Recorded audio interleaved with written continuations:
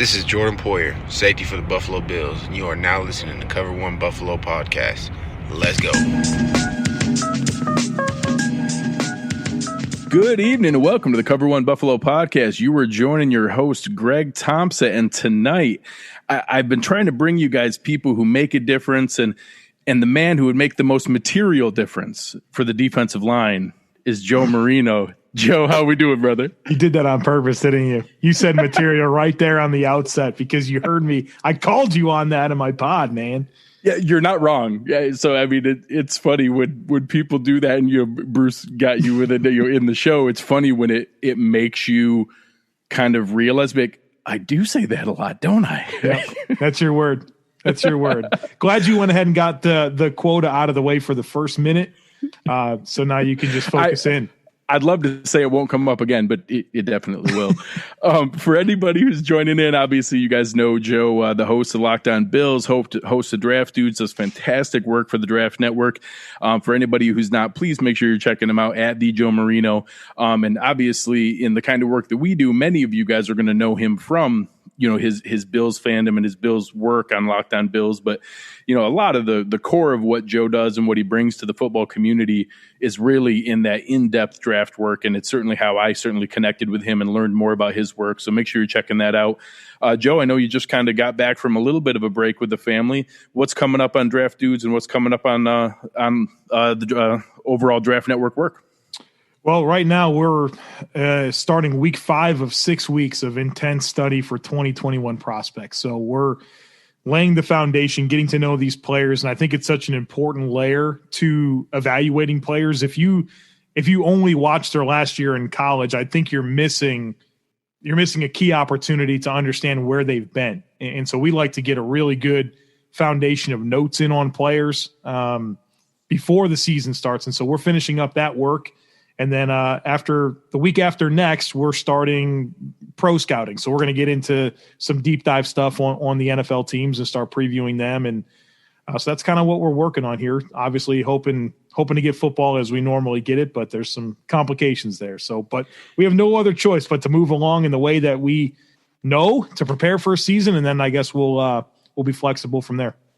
Yeah, it's certainly the same thing that I'm working through. Obviously, there's every once in a while I'll get days where I'm like, all right, I feel good. This is going well. Yeah. I see plans. I see things. Then all of a sudden some other headline will come out. I'm like, oh my God, we're not going to have football.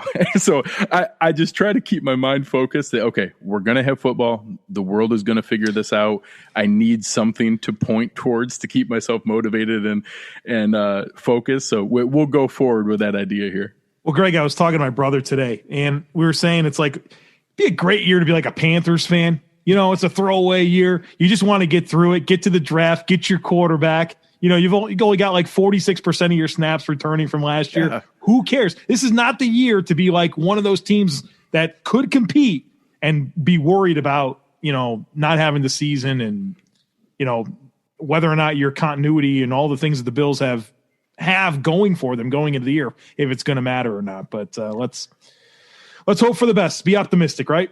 I like it. And honestly, one of the reasons for optimism is the show for tonight. So you guys know we've been going through this each week. Had an awesome show with Brandon Thorne last week going through the offensive line. And tonight, Joe and I spent our youthful years playing defensive line. Both of us, our favorite football player of all time is Bruce Smith.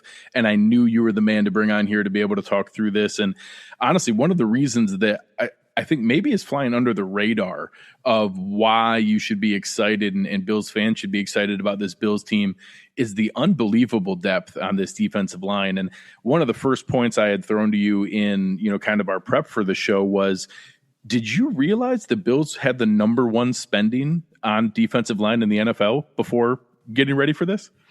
I uncovered that fairly recently. I didn't know that until a couple weeks ago when I was doing some studies on other teams, and I was like, wow, the Bills are spending the most. And it's by a good measure, right? Like they're at 61 million. I think the next closest is in the low 50s, 53 million.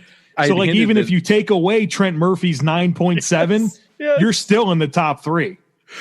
So the Bills are 7.9 million ahead of the Browns, who are second. So if you cut Trent Murphy, you're barely in second place by $100,000. So it's we're gonna be one, and that's with the Browns making zero moves and not releasing anybody. So it's very likely the Bills are ending this preseason or going into the season with the most spending on the defensive line.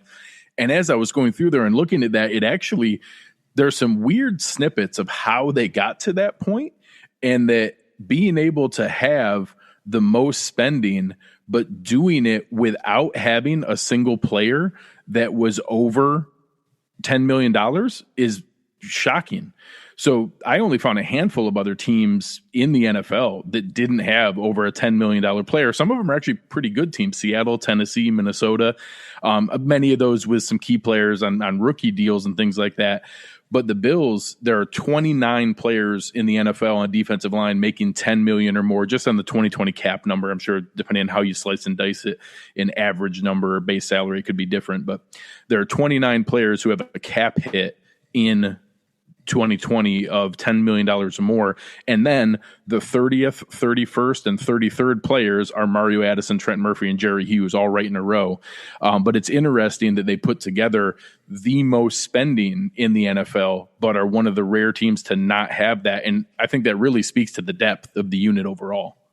Well, yeah. And as somebody who has a great appreciation for defensive line play, for depth, this is something that I really like about Brandon Beane. And he said it, man. Like, he said repeatedly that he values defensive line play. He values offensive line play. And it's one thing to say it, but then it's another thing to have your budget, if you will, reflect that. And I also like that these top four guys, Addison, Murphy, Hughes, Latulele, they have pretty manageable situations in terms of the Bills aren't stuck with those guys for a long time. And there's flexibility to get out of those deals.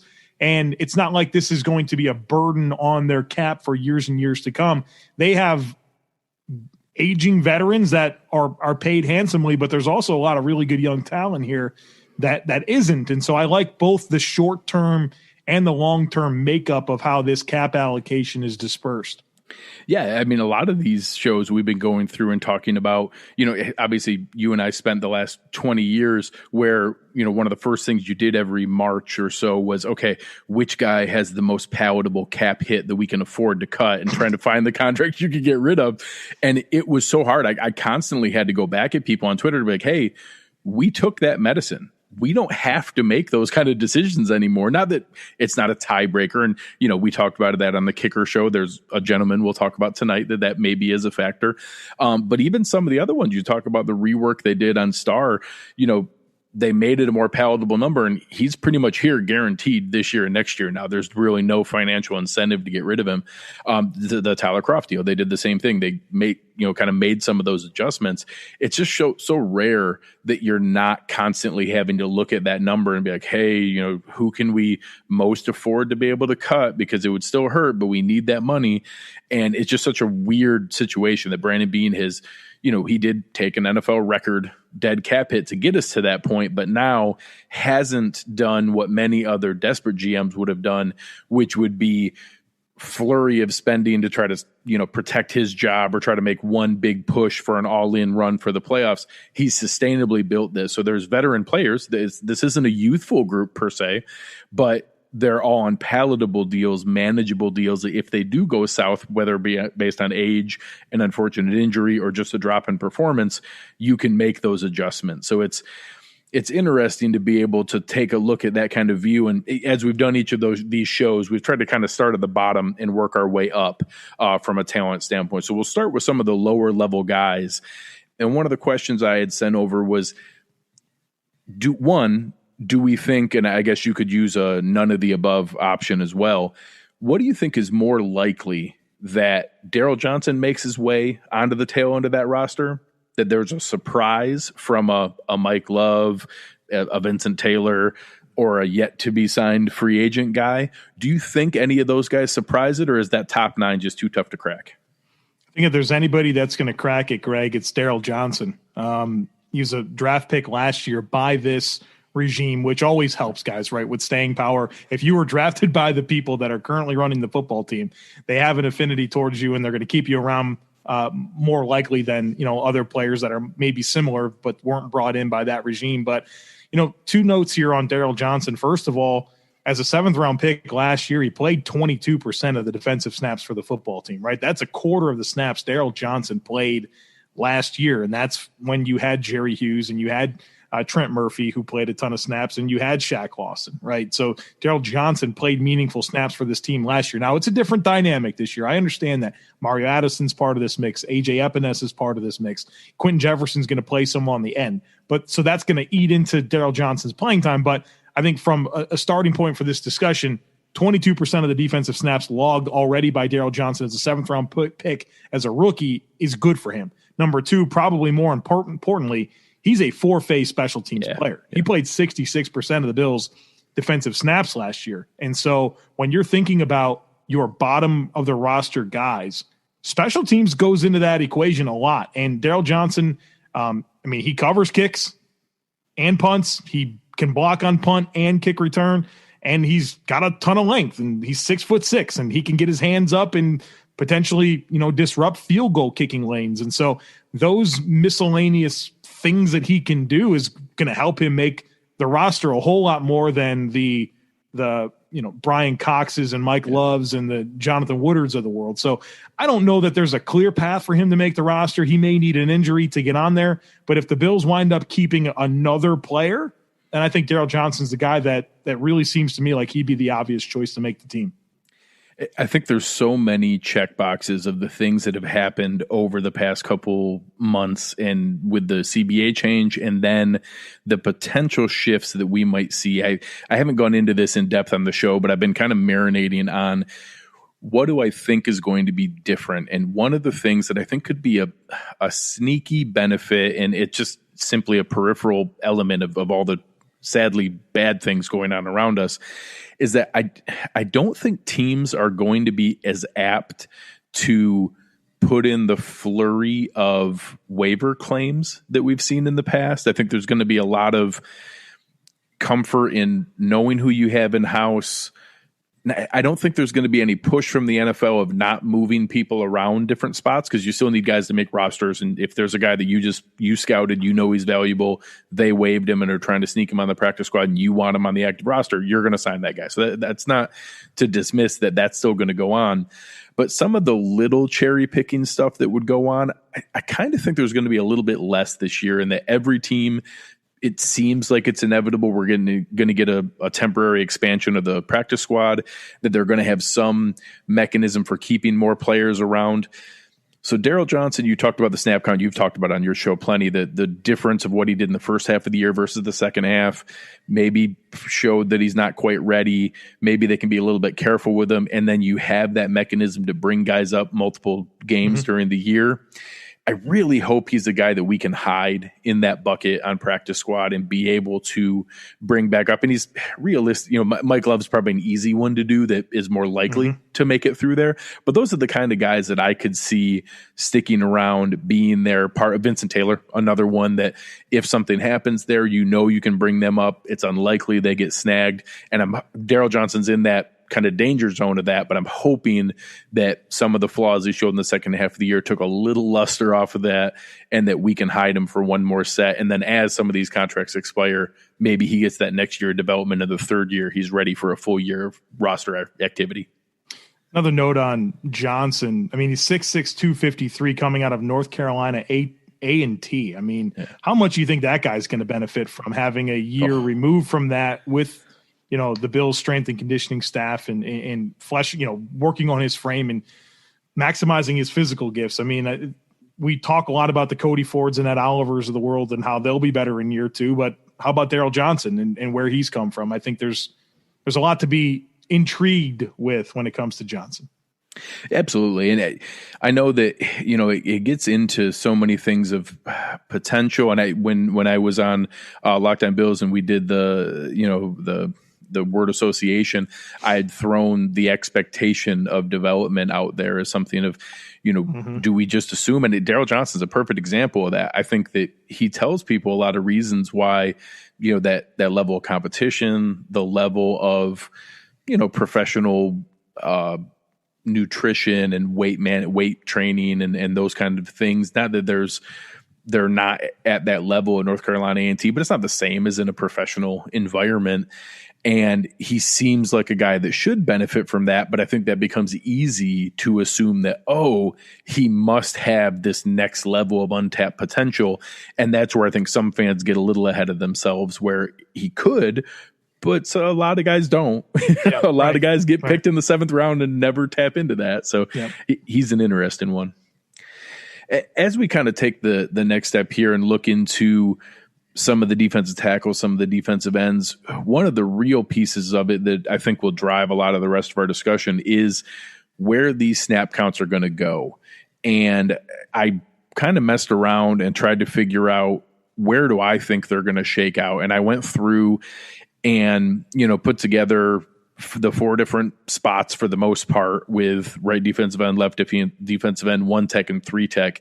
You'll see, I threw out some numbers for the 9 guys that right now I project to make the roster. So you don't see Daryl Johnson here, and you do see Trent Murphy. So we'll talk a little bit more about that as the show goes. But you also see that, I do plan on there being the defensive end on the field every play, but I put 30% more in 3 tech than 1 tech, because obviously there's a fair amount of 3rd and 12 snaps where you don't need a 1 technique player on the field. Mm-hmm. And that's where Zoe played some snaps last year, and some, different movement, Shaq Lawson kicking down, Trent Murphy kicking down. So as we go through here, I tried to highlight where I saw what I think the first down of the game and the starter per se. I think it's going to be what most people assume, with Jerry Hughes, Mario Addison on the outside, Star Latule, and Ed Oliver. I think there's other guys who play more snaps than Star, but I think he technically is a starter. And then you see the rotation. Some people have questioned Mario Addison had traditionally been a right side defensive end. He has the flexibility to play left. I see him kicking over on the snaps where Jerry's out of there. I'll kind of open it up to you on anything that stood out here that I've thrown out that maybe is a little bit off, or where you're differing of what you assume is coming up. No, Greg, I think this looks extremely logical, and I think we'd be splitting hairs to, argue over 5% here or there. But I think just my number one takeaway looking at this chart is 70% snaps for Ed Oliver. And I think that's got to be the goal for him, right? A top 10 pick, a 3 technique, a valuable position for Sean McDermott's defense. Jordan Phillips is not here anymore. I know there's other guys that are here, but Ed Oliver needs to be the face of this defensive line. And, obviously if the suspension hits this year, then that's something that will affect that. But thinking back to K'Wan Short, the prize 3 technique that McDermott had in Carolina, I mean, he was a 70% snap type guy. And so I think that's probably the role that they envision for him. What makes this a little bit tricky is some of the versatility that exists within the Bills defensive line group, which didn't in the past, right? I mean, like Shaq Lawson would rush inside and out a little bit, Lorenzo Alexander, but now you've got how many different guys here? You've got 3 or 2 different guys here that they're playing meaningful snaps at end and interior, maybe even more. I mean, this is great versatility, which is exciting for me.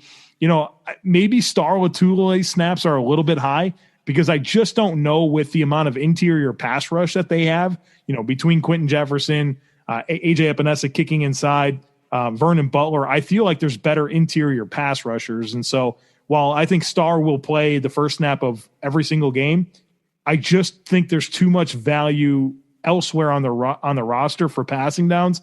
And I think his playing time could dip, 5 to 10% based on the 35% you have here. It's funny. I adjusted that number twice while I was doing this. I started at 45, and then I made it 40, and then I made it 35, and I was like, it's going to be interesting. Obviously, I think he becomes a whipping boy to the point that I end up being an apologist for him in that, hey, he's not as bad as you guys are making him out to be. I've done the same thing with Trent Murphy. Like, hey, I'm just as frustrated as some of you guys are, but you guys talk as though because he's overpaid that he's a bum and doesn't deserve to be on an NFL roster.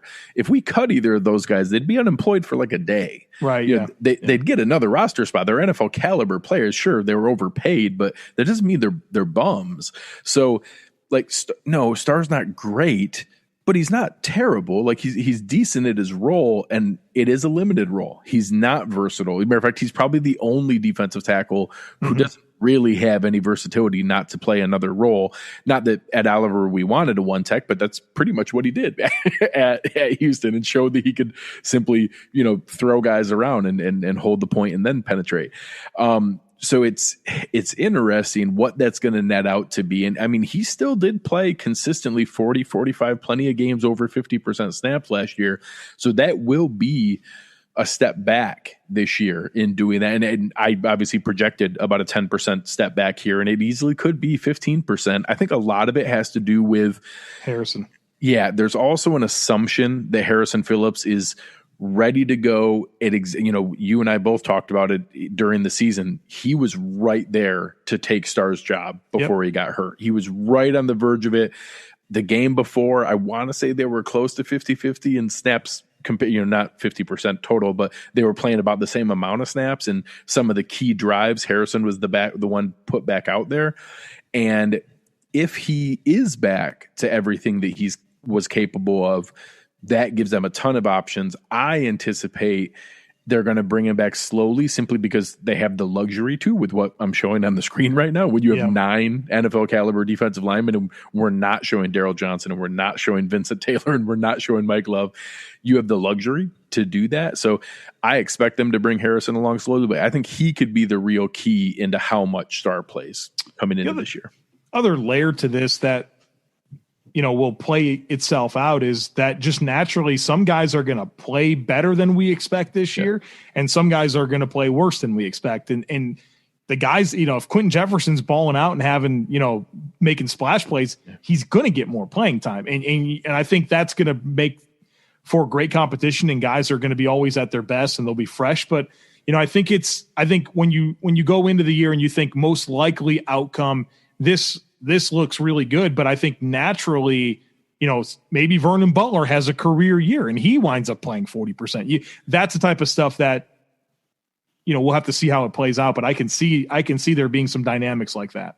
Oh yeah. I mean, and we want to be fair in both ends of the spectrum. That you can tell me a story that week 12, Vernon Butler's a healthy scratch and AJ Epinesa is playing 45% of snaps because he's developed to the point, like Matt Milano, like so many others, that you just can't keep him off the field, and that, hey, the best guy's going to play. So there's a lot of different paths where this could go, where all of a sudden, I don't know that I expect Starr to be a healthy scratch, but where he could be a nominal starter only and a 20% snap kind of guy.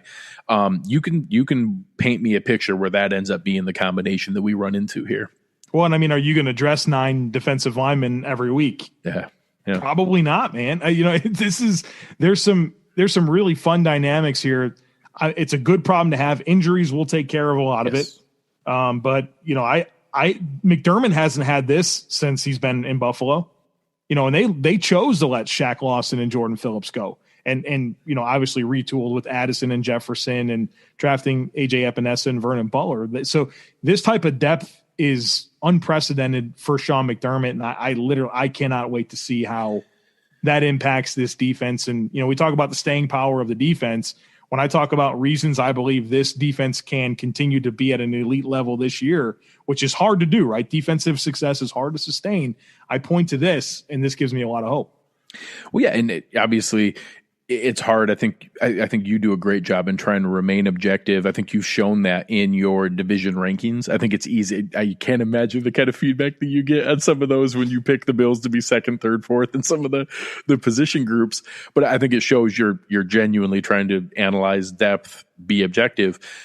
I can't tell you, to have somebody that I respect as much as Brandon Thorne put out some of the messages he did in the last couple of days after our show about the parallels he saw in the depth Howie Roseman built in the Eagles Super Bowl run on just going 7, 8, 9, 10 deep on both sides of the line. And that there's just not that many teams that can say they have 20 NFL caliber linemen between the two lines, and that the Bills do. And that for sure might never matter more than it does in a season like this, where NFL injuries are always going to happen, and now we're throwing an unprecedented risk in there where people could miss games that we just don't anticipate at all. Having that level of depth could be a differentiating factor that fans don't even realize. So if we throw Daryl Johnson onto that list of defensive linemen, that's 10. The Bills have 11 offensive linemen that were rostered last year. Yeah. So you're over 20. You have the 9 that you had on your team last year, plus Darrell Williams and Evan Boehm, who were rostered by Carolina and Miami respectively, plus this crop of defensive linemen. Obviously AJ Epinesa doesn't count towards that, but I mean he's going to be rostered. Oh, yeah. It's depth in the trenches is exactly what you want going into this year. Yeah.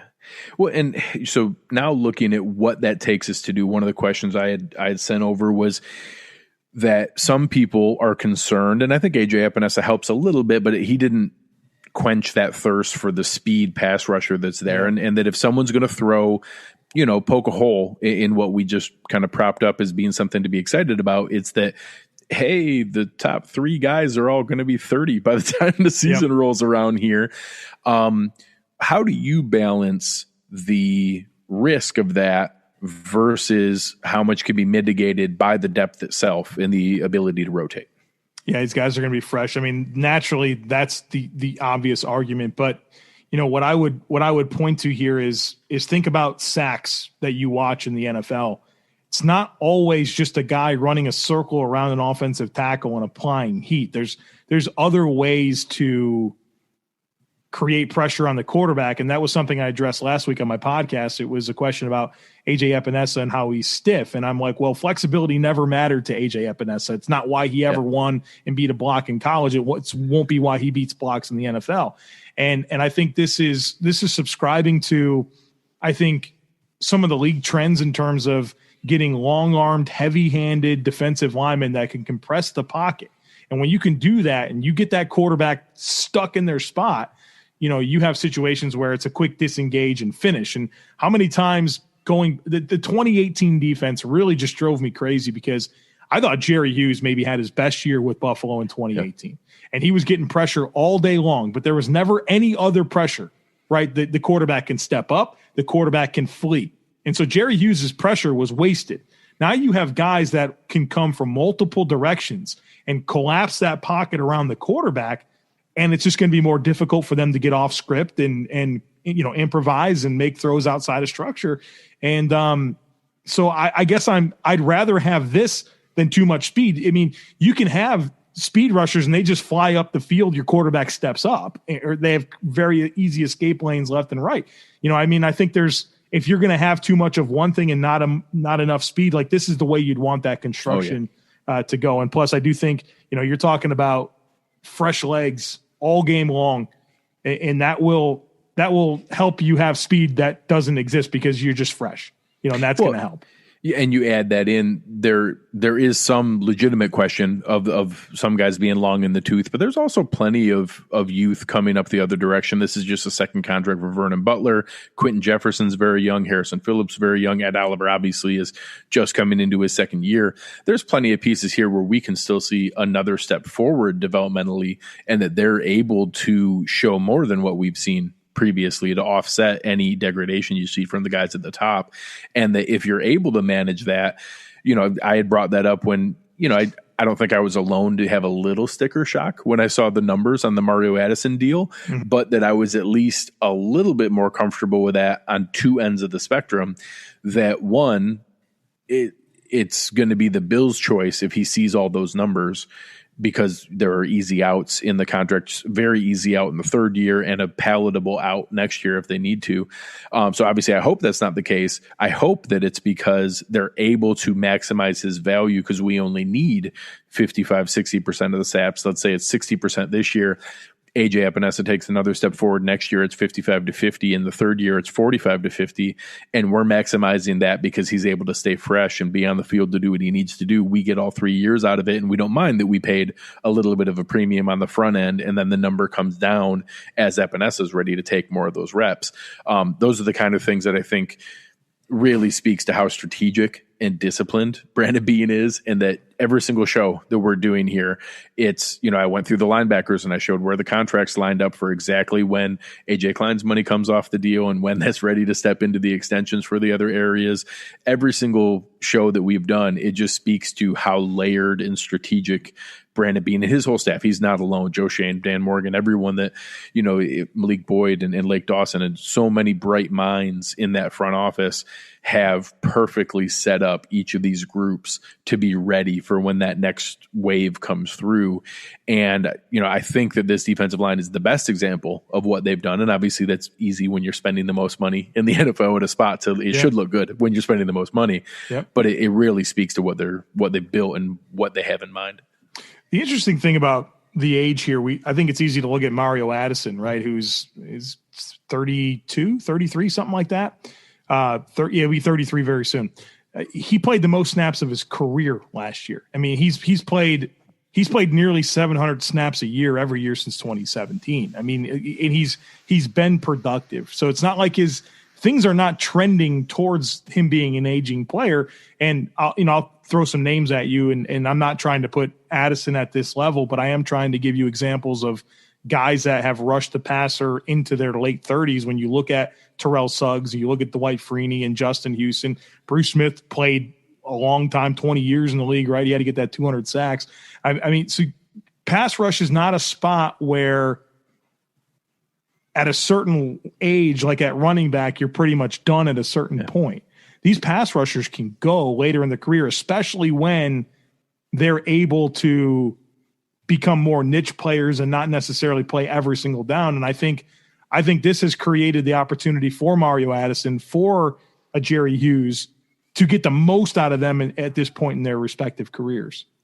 Well, and especially, you had talked about some of the earlier, the shift to that collapsing pocket, long arm, some of the guys they brought in, Mario Addison isn't winning by beating guys around the corner. That's not the way that he's winning. So that should, in theory, lean to a more graceful aging curve as well, because that grown man strength isn't going to leave you and any time now when you're putting in the work he does. And some of the box jumps he's putting up here. Yeah. I'm not all that worried about the explosiveness either with what he's showing, but I think that they're picking the right kind of guys to invest in to, still meet their contract demands.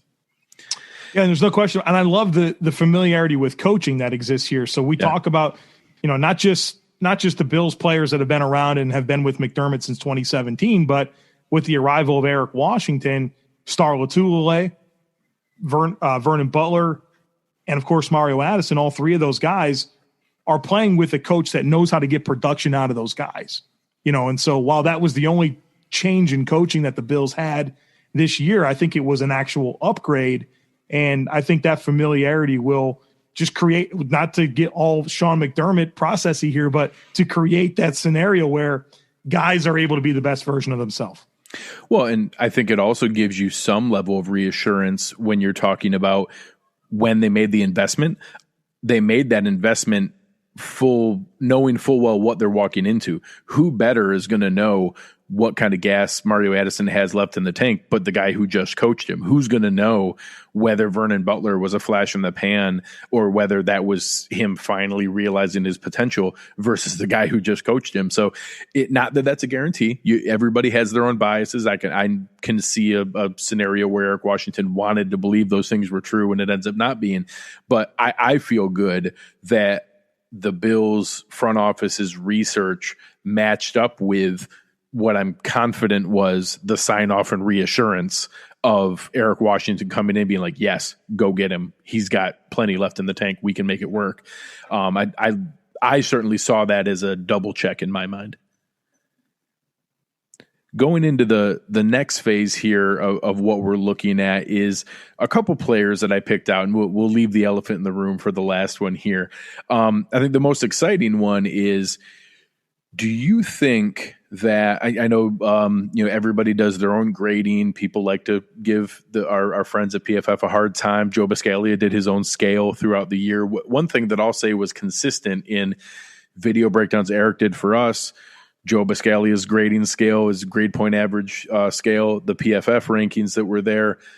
there was a material step forward from Ed Oliver in the first half of the year to the second half of the year, and where he really started to get, hand usage, counter moves, the idea and strategy that goes into it. Do you think we're ready to see the step forward in this second year that happens for so many defensive tackles, even some of the really powerful ones? I did a matchup of, Fletcher Cox first year to second year, Aaron Donald first year to second year. I'm drawing a blank on Cincinnati defensive tackle that he's built similar to. I'm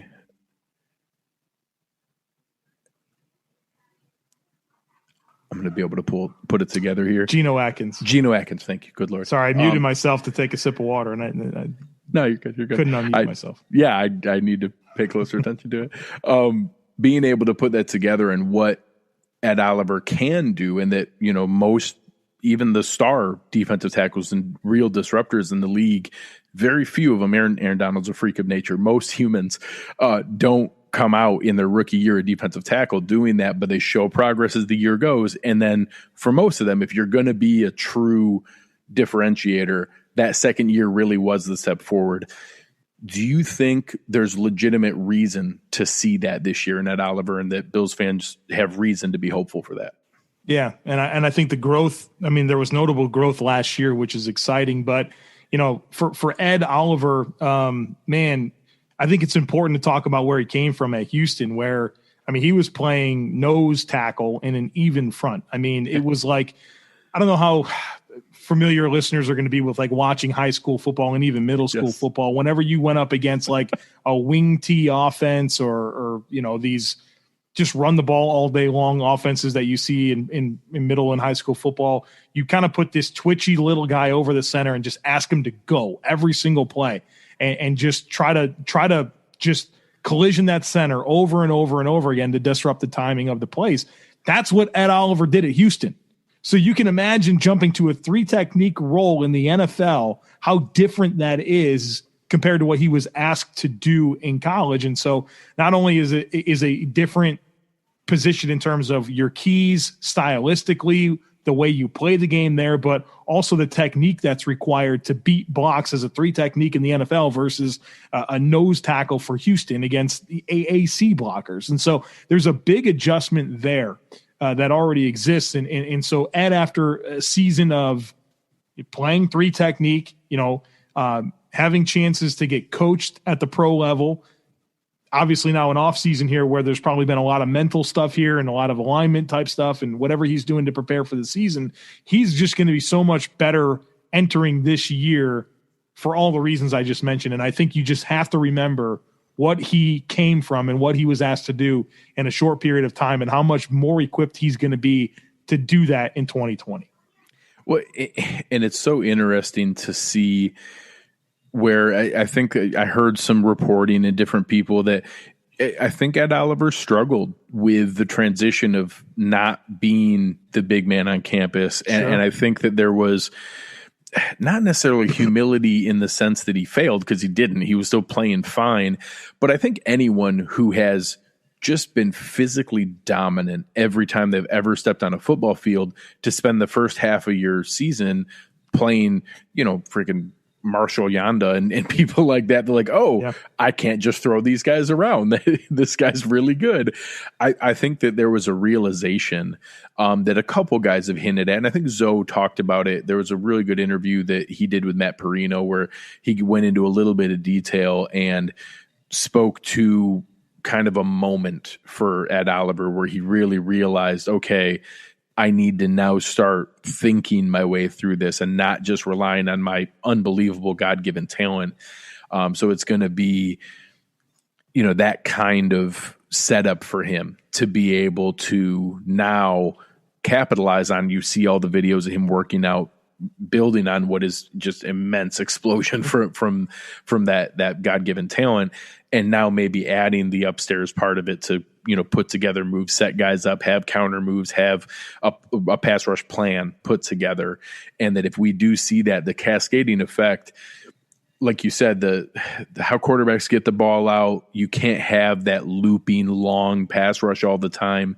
The Aaron Donalds of the world, those disruptors up the middle, have even more benefit that now, if Jerry Hughes has the good season, if Mario Addison's there, if we have Quentin Jefferson or AJ Epinesa collapsing the pocket there, and Ed Oliver's also disrupting those things, there's nowhere for that quarterback to go. His domino effect on the rest of the D-line could be immense. Let me share. You said something there that triggered a memory of mine. You mentioned about how Ed Oliver, big man on campus at Houston, obviously his whole life spent in the Houston area, wanted to be loyal to the soil, and he went to Houston. And so I went and saw Ed Oliver play in 2018 when he came to East Carolina. And, I didn't know that he was going to be a Bill at the time, obviously. I just knew that he, when the original odds came out to be the number one pick in the 2018 NFL draft or the 2019 NFL draft, Ed Oliver had the best odds to be the number one pick. Yeah. And so when I saw that he was going to play a game in East Carolina in Greenville, 4.5 hours from my house, I said, I got to get to that game. So I applied and got credentials and got to get on the field. And, my objective there was Ed Oliver. I wanted to study Ed Oliver and everything about him. And so I made sure that I was on the field before pregame warmups because I want to see how he was. Yeah. And I'll tell you, you knew when he walked on the field because he brought so much energy to the field. And I'll tell you, the guy danced the entire time during warmups. He was the first guy in line, and the guy was just dancing. He'd do his drill, and he'd dance back, and he'd dance in the line, and he was that dude, right? He was that guy that brought all the emotion, the energy to the field. And look, I didn't watch Ed Oliver practice all year long last year, right? I was at the practices with you. We went to the joint practices when they were in Spartanburg against Carolina, and that was not the same Ed Oliver that I watched at Houston. That was so loose and so confident and so not that he played bad, but just his mannerisms, and I expect that to an extent. But you have to think about Ed Oliver when he was at his best. It was when he was loose and when he was confident and those types of things. And I'm sure that acclimation played into it. And I hope that Ed Oliver kind of is able to find that again. And I think that he'll be a better player for it. And I mean, I can only imagine what it's like going from, Houston to the Bills and being a top 10 pick and all that goes into it. And hopefully now that things are more normal for him, that he can be a little bit more of his true self. And obviously that turned into being a more productive player.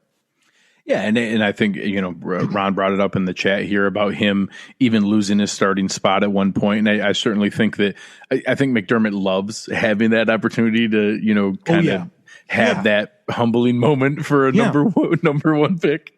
And it really, I think it worked, and it showed that he bought in and is ready to do that. And obviously we know the news from this offseason and, the DUI, which is a real shame from a maturity and decision-making standpoint. But again, focusing on the football piece of that, I'm hoping he's able to take that as a wake-up call and to, make some better decisions and to stay focused on what he needs to be, because he has an immense amount of talent in front of him. So it would be a shame to see poor decisions off the field impact the potential that he has, looking forward.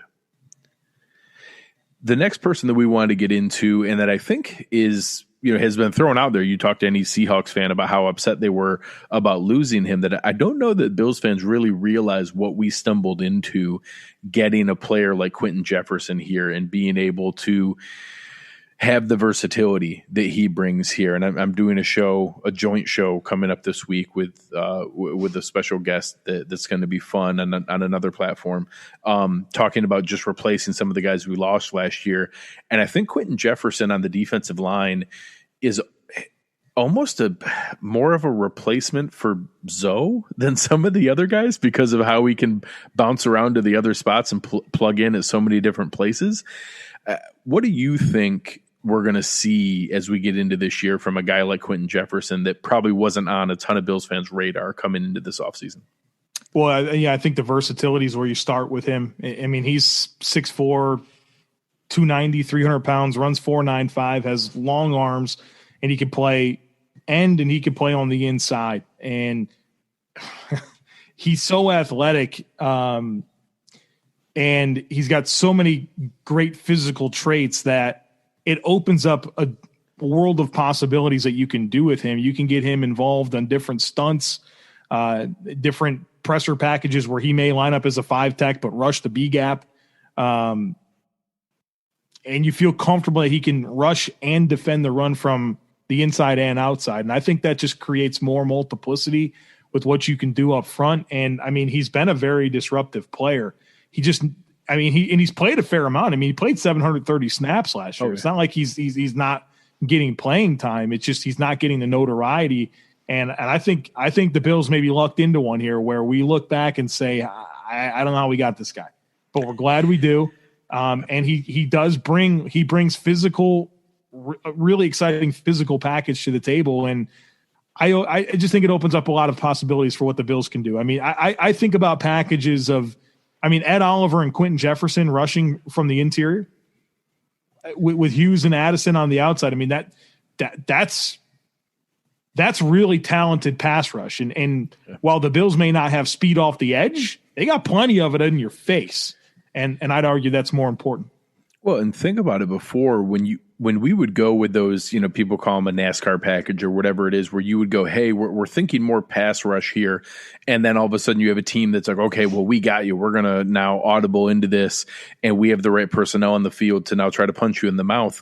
Imagine trying to do that if the 4 defensive linemen are AJ Epinesa, Quentin Jefferson, Ed Oliver, and Mario Addison. Like, hey, we can still come get you, but yeah, sure, try to run the ball. That's fine. It's going to be interesting of what that allows them to do, and that I'm sure you and I will probably talk about this later on this offseason, that I have a feeling we're going to see a couple teams mirror a little bit more of what the Titans did.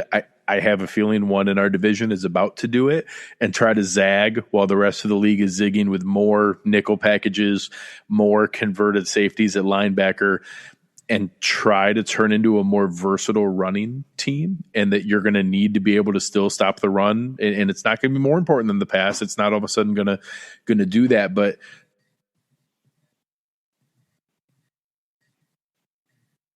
yourself and you'll be good to go. This is the fun of going live from your in-laws' basement and trusting the internet. It's You're still in the in-laws' basement, brother. Wow. It's the fun of what we're doing here. So I'll splice these together afterwards, but we'll deal with that. All right. So getting back to where we were, I'll figure out the timing and the editing after we mess around here. So kind of diving back into just the overall discussion on what's here. Obviously, the final piece we haven't talked about is the one where everyone is assuming they know their fate on Trent Murphy. And I had put it out there that, one, I think there's a much more real possibility than many want to speculate that he could be on this roster. I think a couple of reasons are how valuable continuity and knowledge of the system is this year. The fact that, yes, it would be nice to have the money. $8 million is a real amount of money. I think that that's a real chunk that could help us with some of the extensions for Milano and Dawkins. But I don't think it's a direct correlation that if we don't cut Murphy and save that $8 million, now we're not going to re-sign one of those players. It's not that simple. And that there's, some small benefits of keeping him, that if he then walks next year, that's another positive comp pick, element that could come into play, that he walks as a regular unrestricted free agent versus being cut and being let go. And that, it kind of ties into our discussion earlier with the expectation of development of Daryl Johnson, that, Trent Murphy ended the season really good last year. So that stretch where Daryl Johnson was playing, 5% of defensive snaps, Trent Murphy had 6 sacks in the last 5 games of the year and was really ending on a really strong note. What do you think is the likelihood, if you gave a percentage, of him making the roster? And do you think AJ Epinesa's development is, the way I speculated, is the key of whether he makes the roster or not, is how fast AJ Epinesa climbs? There's so many layers to this discussion, to be honest with you. And I think AJ Epinesa's progress, I think Daryl Johnson's progress, both weigh heavily into Trent Murphy's chances of making the team. I think you make a good point. He played good football down the stretch, and he's obviously further removed from that ACL tear. I think the coaching staff loves Trent Murphy. So whether or not I've been critical of Trent Murphy, I think Sean McDermott likes him. And that's very helpful for your chances of making the football team, because he likes the Patrick DeMarcos and the Lee Smiths and the Trent Murphys. Like, those seem to be kind of his guys, and that's going to help him. But here's where I go back to with this, Greg, and I think about the LaShawn McCoy situation last year, and I know it's weird, it's a running back defensive end thing, but LaShawn McCoy, we were told that the Bills were committed to LaShawn McCoy, that they wanted him around right up until he was released. And I think what it came down to is, at the end of the day, whatever Shady's contract status was, it was a pretty sizable amount of money, I think around $9 million.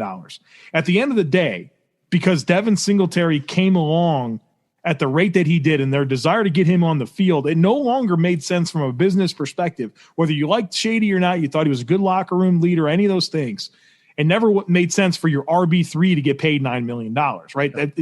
No matter what, eventually it just becomes a bad business decision. Now, do the dynamics of this year play into it? Yeah, because why are you going to be that eager to send off a defensive lineman that's been productive for you, that played his best football at the end of the year last year and is in a contract year, right? So for that purpose alone, you're probably going to get the best version of Trent Murphy out there. And obviously with more competition than he's ever had in Buffalo for playing time. So I don't know, like, you introduce all these different ideas to the discussion, and unless they just feel like, you know what, we don't see him playing more than 25 to 35% of the snaps, and we don't think $9 million is an appropriate amount of money for that. We like what we have in Daryl Johnson and AJ Epinesa. This just doesn't add up. Unless that's the thought process, I think Trent Murphy sticks. Well, I think you touched on it exactly where my mind was going. People threw it out there last year that, obviously Bean was blowing smoke the whole time. Every time he talked about LaShawn McCoy, it was just BS, trying to prop up his trade value. And don't get me wrong, a piece of that is true. But I don't know that they expected Devin Singletary to be everything that he was. I think They hoped that he could. I think they saw the potential for it in his film review and in studying him, and that's why they took him. But I don't think they knew he was ready to be an RB1 in the NFL that quickly, and it gave them the luxury of doing that. I think AJ Epinesa is the exact same thing. There's a reason they picked him. They're really excited to have him. They love his potential. They're glad that he's part of this roster construction, but they don't know what he's ready for in year one. Yeah. If he comes out and he's throwing Ty Nsekhe and Cody Ford around, then hell, maybe we don't need Trent Murphy at $8 million if he's going to be D lineman 9. If he's going to be DN 3 and he's going to be, which, for the Bills has been a guy who plays 50% of snaps. Last year, Shaq Lawson was DN3. He played 50% of the snaps. Yep.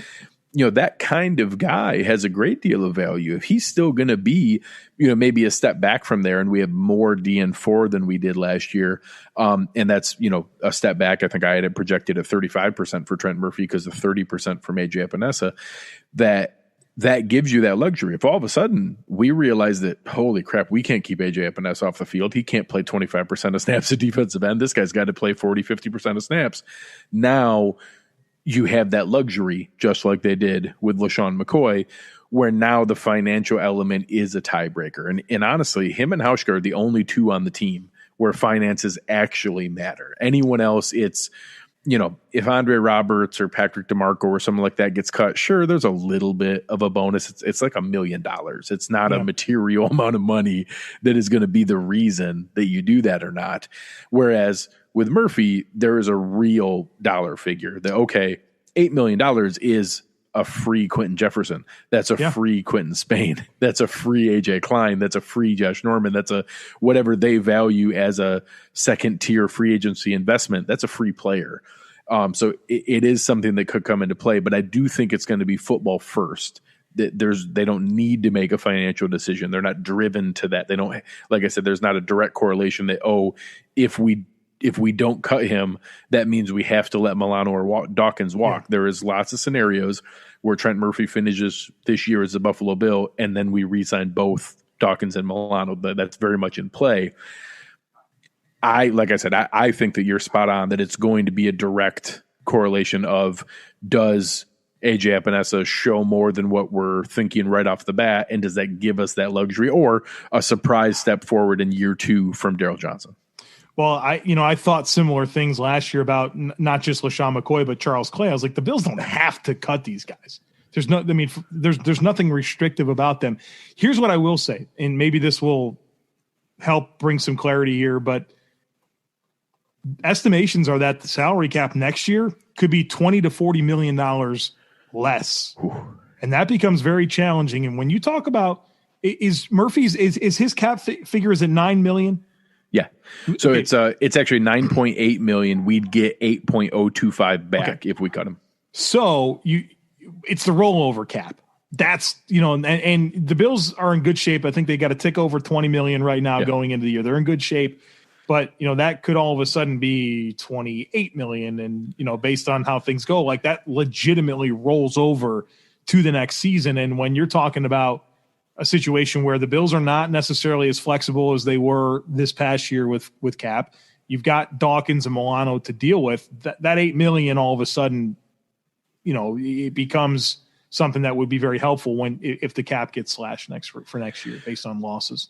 Well, and obviously, again, one of the benefits of having an incredibly diligent, front office that pays attention to every little bit of detail is some of the contracts that come off the books next year are going to be in decent shape, with assuming that there's no change in the salary cap next year. Nobody knows exactly what that's going to be and where that cap is going to try to look. All the over the cap and spot track and people like that have it at 209 with a $10 million jump from this year to next year. All of the projections that, I'm seeing the same thing as you are. I have a feeling they're going to reach some kind of agreement that most of the most powerful owners who have the most sway in that room are also some of the ones who will be disproportionately penalized if they simply take the equation of, well, this is how much revenue we made, that's how much salary cap we have. Jerry Jones, I guess you're going to have to cut Amari Cooper and Ezekiel Elliott. And that I have a feeling some kind of amnesty year is going to be put in place where there's simply an agreement that, hey, the cap's not going to go up. Everybody's going to have to take a little bit of medicine here because plenty of teams budgeted to get an extra $10 million, and now we're not going to get that. But we're all going to agree that it's in everyone's best interest, including the players, because the NFLPA doesn't want them taking $20 million for each team out of the pool either. And that they're going to agree that, hey, we're going to roll over the 2020 cap into 2021 and simply hold the line and not have an increase, but we're not going to force every team to make 20 million in cuts to meet an artificial number that if we cut those players, there's no money to sign them either. So literally no one benefits from this. I have a feeling there's going to be some amnesty equation 1 year something. Maybe they'll agree. The owners aren't going to want to give money away. So maybe they agree to pull some money forward out of future years, and that they're going to say, hey, we would have gone down 20 million. We're going to take 10 million out of the increases for the next 2 years that would come from the TV deals. And we're going to, fast forward those to now. And then we only go up 10 million each of the next 2 years versus 20 million that it would have been with the huge TV contract money. There's smarter people than me that'll come up with those equations. I have a feeling that's going to be in place. But with the way the Bills roster is structured, if they only roll over 20 and the other contracts come off the books, they can still extend Dawkins and Milano, keep most of the rest of the roster together, and be less painful than some of the other organizations. They still have some painful decisions, but they can actually keep most of this band back together and survive what could be a really tough spring next year. So going back and forth, one of the final questions that I had was, with all this depth, with all the different players that are in place, who do you think we see at the end of the year? I'm not going to say sacks because we saw last year, with Jordan Phillips, how random some of that can be. The year that Zoe had 12 and a half sacks, and the things that come into play with some of those pieces, that it's not always a direct line of, hey, they were this good, so they had this many. But I think pressures are a little closer to that of who genuinely made a difference. Who do you think the top 3 guys are we see come out of this defensive line creating the most pressures in the 2020 season? I'd kind of be shocked if it wasn't these 3 guys. I in no particular order, I think it'll be Mario Addison, Ed Oliver, and Jerry Hughes. I'll expand on Jerry Hughes. We've talked a lot about Addison and Oliver, but Jerry Hughes, the more we learn about last year, the more we learn he was hurt, right? I mean, It was a thumb, a groin, if I'm not mistaken, a hamstring, all of these different injuries. He never was on the injury report, but all of a sudden you follow the guy on Instagram and the guy's got a different cast on every week after the season because he's having all these procedures done.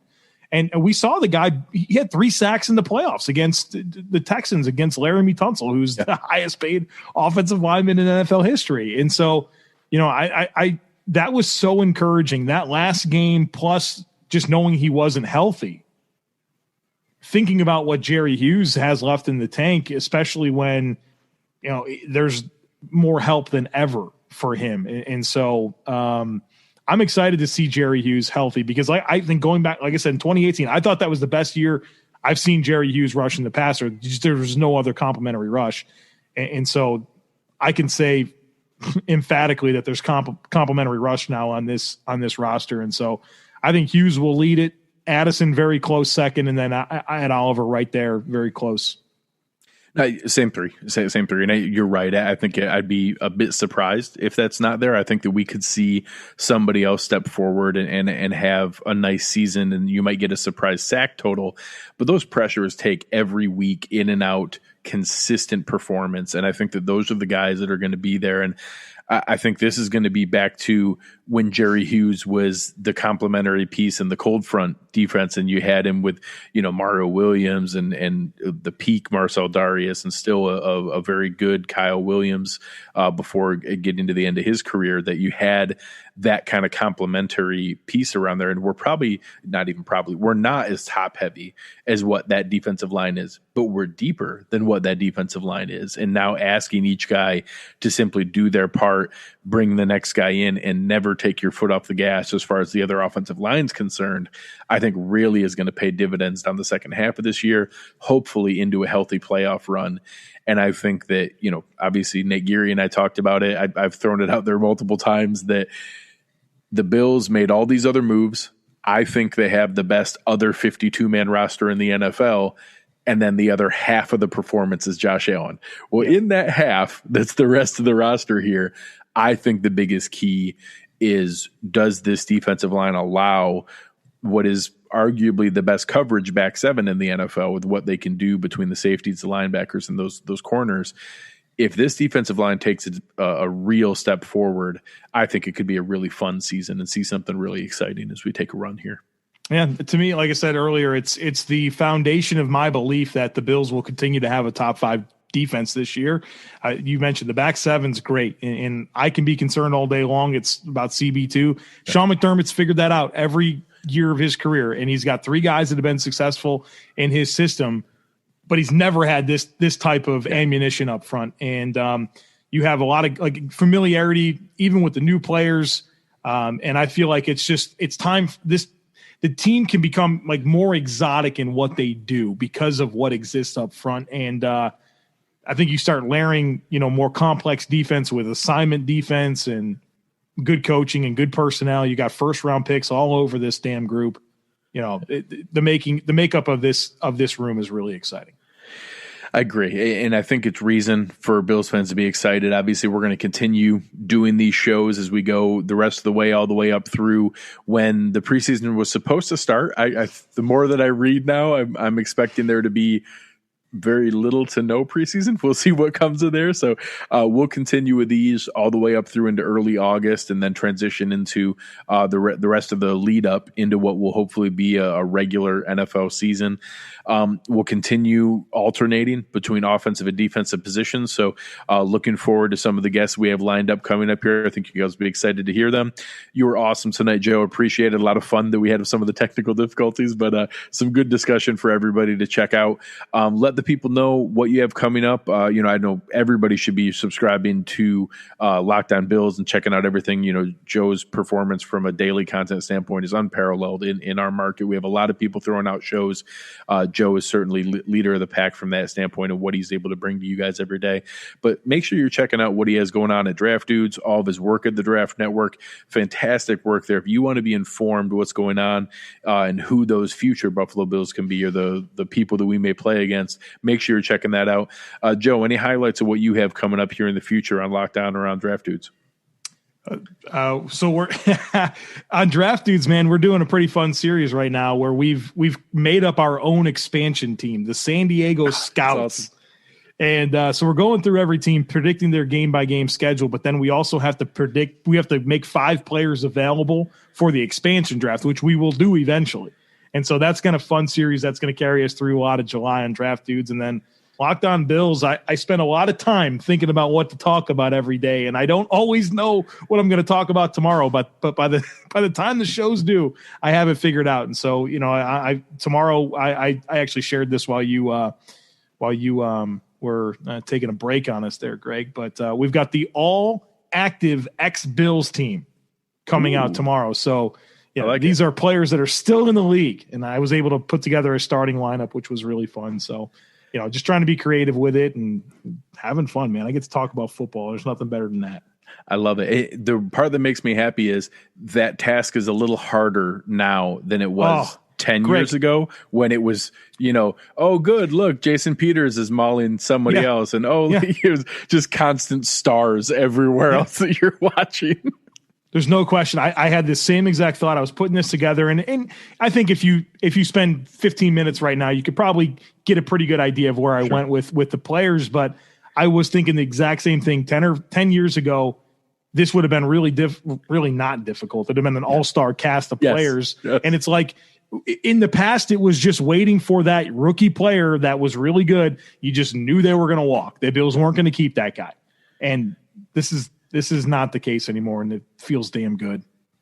It's awesome, and it's exciting. Make sure you guys are checking that out. Appreciate your patience here with me tonight. This has been a fun experience for us to get put back together. For everybody that listens on the podcast, know that the edited version that you enjoy here was not the reality that Joe and I fought our way through. So appreciate your patience. Appreciate you guys in the chat. This was a lot of fun. You have been listening to Cover One Buffalo, and we are out.